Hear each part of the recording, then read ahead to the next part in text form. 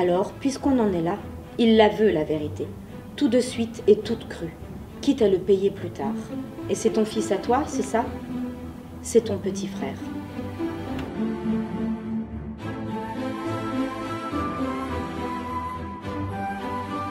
Roger Leroy et Nicolas Lempereur sont deux frères rivaux que tout oppose, qui se sont rencontrés assez tardivement puisqu'ils n'ont pas la même mère et qui vont grandir dans une haine et un mépris assez fort puisque l'un d'eux deviendra une rockstar en passe de devenir vraiment très très célèbre et que l'autre deviendra le garde des Sceaux qui souhaite à tout prix réhabiliter la peine de mort.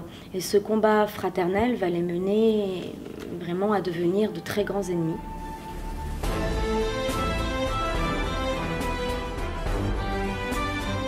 Alors, la peine de mort, pour moi, est un débat qui n'est jamais éteint, qui est toujours d'actualité dans la société.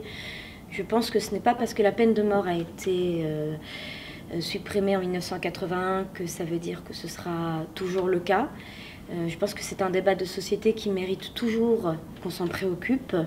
Et par cette fiction, c'était l'occasion de me poser la question, de savoir si j'étais pour ou contre la peine de mort, de réellement chercher les arguments et aussi de respecter quelque chose qui me tient à cœur, à savoir dans la démocratie la pluralité des opinions, et de traiter ce sujet en sortant vraiment du manichéisme, en se demandant finalement s'il y a un bon ou un mauvais camp. Et même si je pense qu'on arrive quand même à savoir dans quel camp je me situe, je voulais vraiment sortir du manichéisme et présenter un personnage qui, même s'il est pour la peine de mort, n'est pourtant pas un monstre, c'est juste un homme qui se trompe à un moment donné de son existence.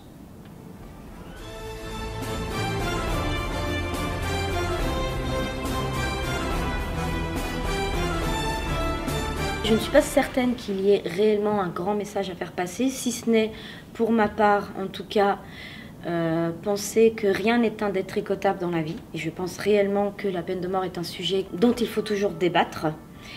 Et un message, ce serait peut-être quand même d'être capable de sortir de l'idéologie dans laquelle on se situe actuellement dans ce siècle, et d'être capable de ne pas mépriser les idées des uns et des autres de manière à favoriser un débat, parce que c'est précisément en s'enfermant dans ces idéologies que finalement on fait monter les extrêmes.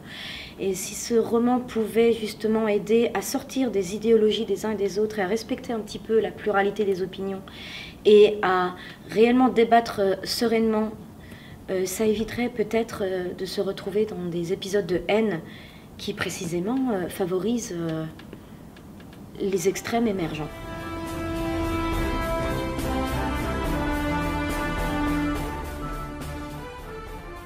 Cher libraire, depuis le début, j'écris des romans tout de même assez sombres. Et s'ils existent, si des lecteurs finalement ont envie de se tourner vers ce type de roman, c'est parce que vous existez.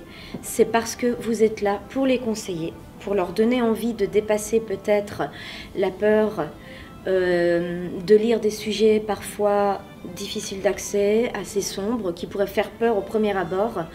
Et si ces lecteurs finalement se tournent vers des écrivains comme moi, c'est parce que vous êtes là, parce que vous êtes passionnés, parce que vous êtes là pour nous défendre. Et je sais que vous ferez la même chose avec ce roman-là, alors je vous remercie.